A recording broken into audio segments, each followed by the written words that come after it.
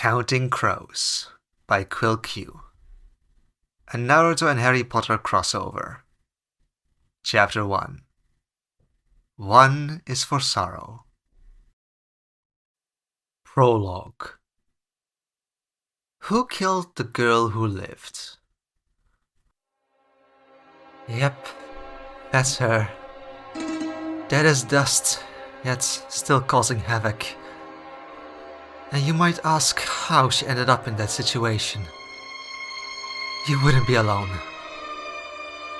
The short version could be summarized with that old saying: the road to hell is paved with good intentions.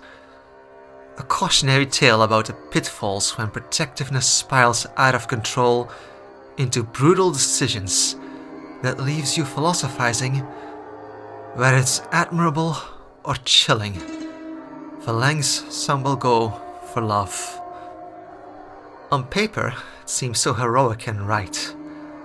Like a mother who'll oppose the Dark Lord and sacrifice her life for her child. Surely such pure love is always righteous. Until you look at the flip side. To those driven to horrific acts in the name of the very same thing. Like a brother who'd take down anyone to save the person they cherish most. And what that means. It's not just enemies, but at the expense of innocent bystanders or even other loved ones.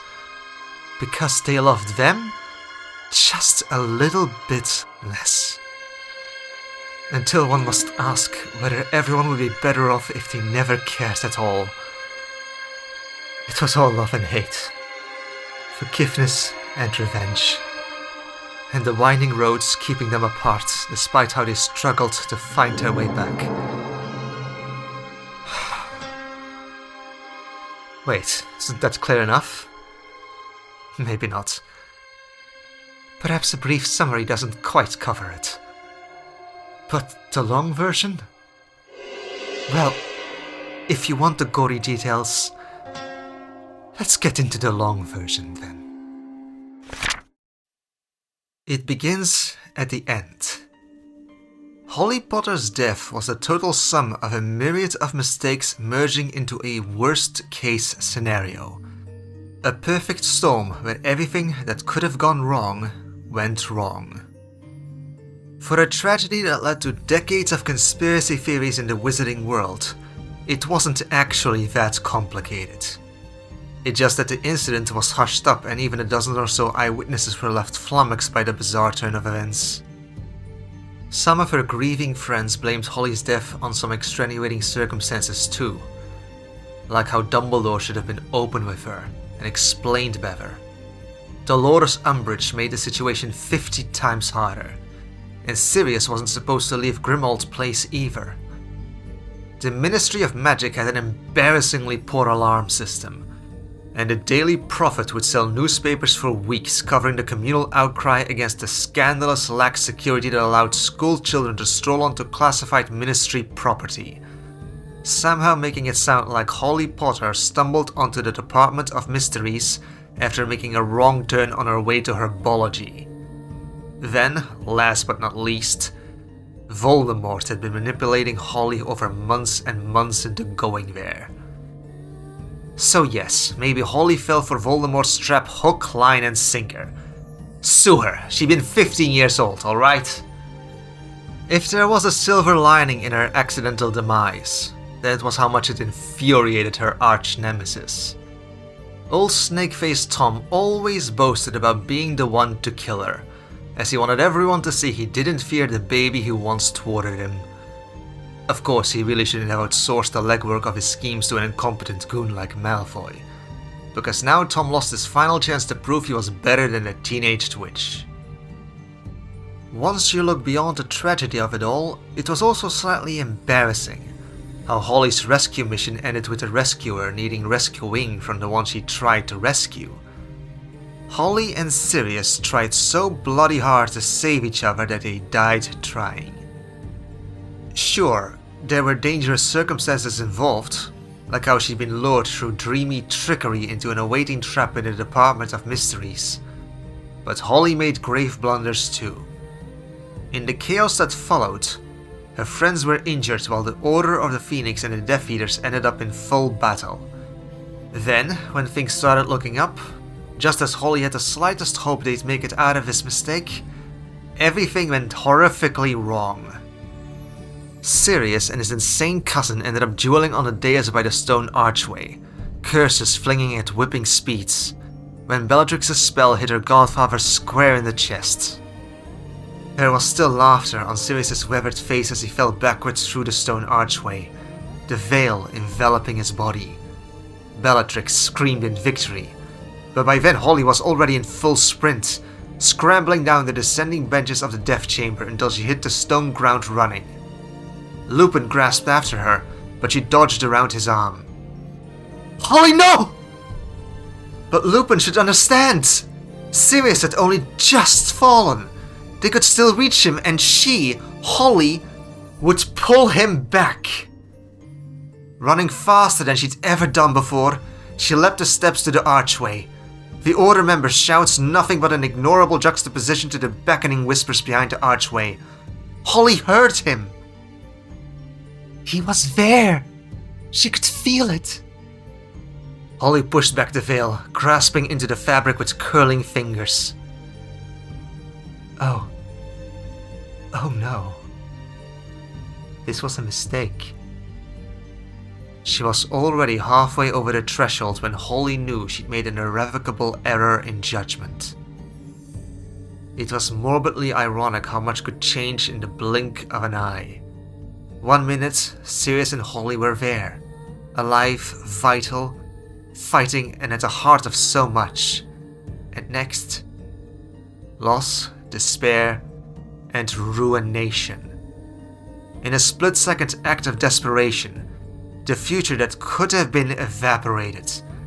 Plans and hopes and plots reduced to empty nothings. Her friends and the wizarding world would have to find their own way now. Rise up and solve their own problems. Because the chosen one wouldn't be there to pick up the mantle.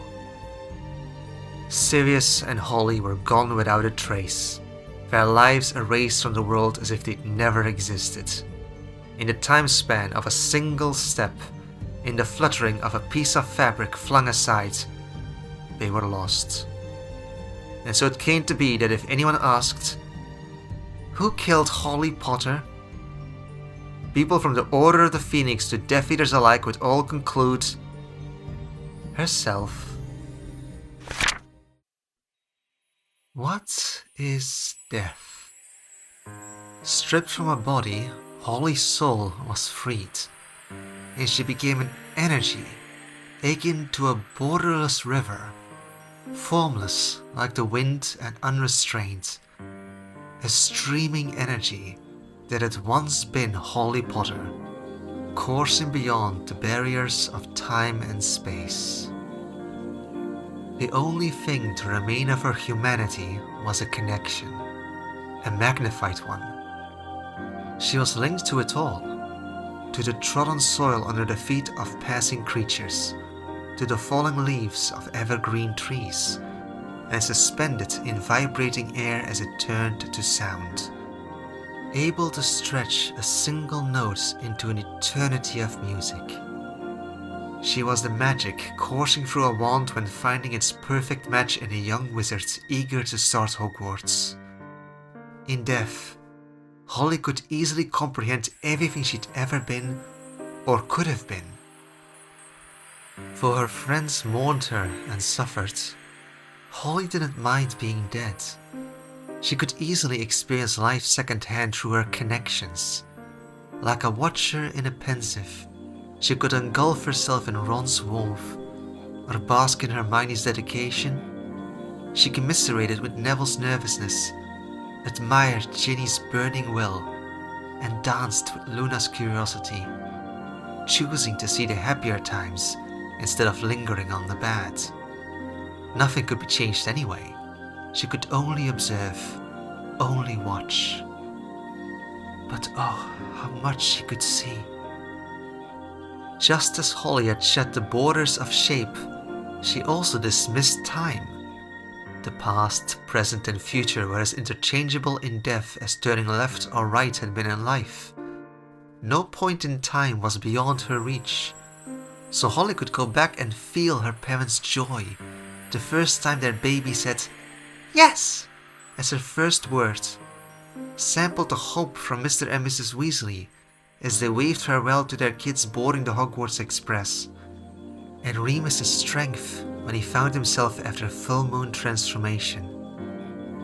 She observed Snape's regrets fester in the fumes from a frothing forgetfulness potion, and Tom Riddle looked from a mountaintop towards Hogwarts, his hatred only outclassed by his raw powers. What a pick. Tom seemed so small and petty now, a spiteful entity she couldn't quite ignore, because his machinations led her here, dead and mourned, though he didn't get her soul. She'd rid herself of his parasitic presence. Holly had been unaware throughout her short life, but in death the piece of Tom staining her soul was as obvious as having a limb too many. She discarded it. Frail and pathetic, Tom was unable to cling on to where she was going. His thirst to dominate life would turn into his prison in death. She'd become an ageless and unknowable entity. Limits were for life, while in death Holly was nothing, and it was precisely her lack of substance that opened the doors to being everything. This state lessened what made Holly her. There was no point holding on to habits and morals of the person she'd been. They were life-bound concepts and useless in death, so most faded as Holly gradually transformed, no longer truly an individual, but a part connected to something bigger, morphing more and more into everything. And everything can't be an individual. It was maybe a different kind of end. The end of a soul, perhaps. And maybe she'd truly have turned into everything if it wasn't for this one little loss that remained unaccounted for, a missing link. She'd pulled back the veil and passed through the archway for him. She came here for him. Without humanity, she didn't have the same kind of emotions. In life, they'd call it grief. But in death, it was more of a lack. A reminder turned to a cause, preventing her from being swallowed up in the great unity awaiting beyond. She didn't fear it. She just wasn't in a rush. There remained some unfinished business. In pursuit, the stream shifted and broke into forks, bending around space and inverting time to find the missing piece. But wherever Holly searched, she tracked little but whispers. Ron, Hermione, James, Lily, her grandparents and everyone else, dead or alive, she could find a connection to them. But not with him, Sirius. He'd taken the same path as her. How could he not be here? Show yourself. Sirius had always gone to extreme lengths to be there for Holly in life, and wouldn't start avoiding her in death. Was he being kept away? The stream flowed far afield, driven further and further, until she drifted through a dimension saturated in a different kind of energy, where the stars grew alien, and the veil between death and life stretched thin. Examining the differences, she surmised the barrier was so thin, Holly was at risk of ripping it, that she could interact with life of this peculiar dimension. But why would she do that? The only reason she'd come here was the tracks imprinted into the fabric of space, formed as almost as a trail of clawed paws. The surging stream washed over the tracks, tracing the contours of the paw prints from up and down and inside out, concluding curiously, he was here once, or perhaps he will be here one day. Hadfoot. As soon as she called, the tracks evaporated like a flame plunged into a waterfall, and she noticed something peculiar. For so long, she'd been free to move wherever she pleased. Direction had been meaningless. Until now. Something new happened, and she marveled at it, because an ageless entity experiencing something new was near an oxymoron. For the first time since Holly died, she was being contained, guided by a distinct pull. She opposed it, but the dragging was no longer a choice. The stream was taking shape. She was given form, which was absurd. Nothingness doesn't have shape. Death doesn't have constraints, which could only mean I am no longer dead. But why? This isn't what I was trying to do. I wasn't trying to escape death. But it was too late. Holly had completed a cycle of living and dying. And what happens when death ends? There's an exchange. Returning to life meant everything leading up to it must be erased. It was the order of things. Like an aged locket, heated into molten metal and reforged into a knife.